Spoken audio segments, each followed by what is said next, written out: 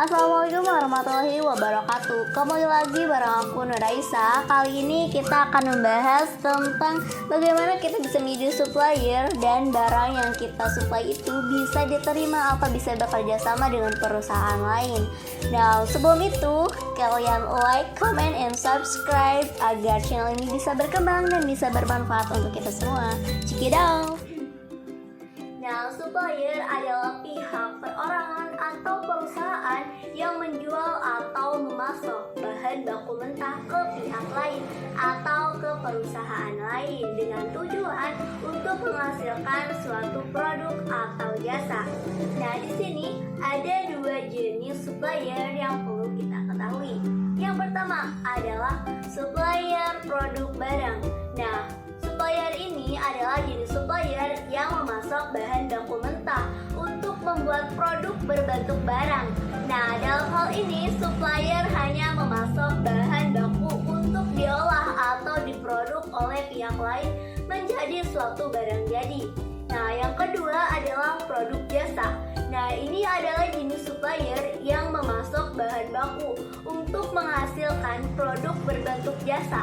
Nah, dalam hal ini supplier hanya memasok bahan baku yang kemudian akan dijadikan atau diolah oleh pihak lain menjadi produk jasa yang dapat dijual ke perusahaan lain. Nah, kali ini aku akan memberi contoh supplier pada produk jasa.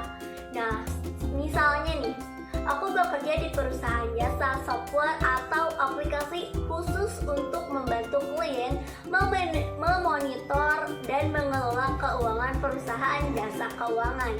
Nah, aku sebagai supplier nih, produk jasa kemudian menyediakan software atau aplikasi dengan spesifikasi yang dibutuhkan oleh perusahaan jasa keuangan tersebut. Nah, untuk itu bagaimana sih cara aku kerja sebagai supplier untuk mempromosikan produk software yang aku pasarkan untuk dijadikan atau membantu jasa keuangan di zaman sekarang. Nah, di zaman sekarang, di zaman digital seperti ini, ada banyak sekali cara yang bisa kita lakukan dalam operasional pekerjaan kita.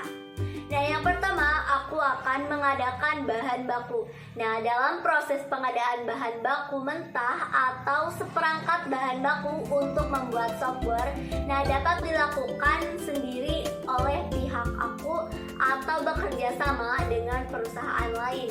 Yang kedua adalah membuat informasi bahan baku. Nah, sebelum dijual ke pihak lain, maka aku sebagai supplier harus menyelesaikan atau membuat informasi mengenai supplier yang akan aku jual, mengenai software yang akan aku jual nanti. Nah, yang ketiga adalah membuat pemasaran produk. Nah, untuk pemasaran sendiri bisa berupa secara online maupun secara offline. Nah, untuk online sendiri kita bisa membuka website untuk memasarkan produk kita. Bisa berupa iklan dan memasarkan fitur-fitur yang membuat orang-orang tertarik untuk membeli aplikasi kita. Nah, yang terakhir adalah menjaga kualitas. Nah, ini sangat penting untuk keberlangsungan perusahaan itu sendiri. Nah, dengan menerapkan sistem seperti ini, maka dengan begitu perusahaan jasa keuangan akan bersedia membeli dan menerima suplai barang dari perusahaan yang saya tekuni. Saat mulai merintis bisnis, Anda merasa begitu bersemangat. Apalagi ketika bisnis Anda laris dan menghasilkan banyak keuntungan. Sayangnya, semakin besar bisnis Anda, semakin banyak pula masalah yang terjadi, seperti sulit mengetahui besarnya keuntungan, ribet mengelola ribuan stok, hingga menghabiskan banyak waktu untuk merekap penjualan.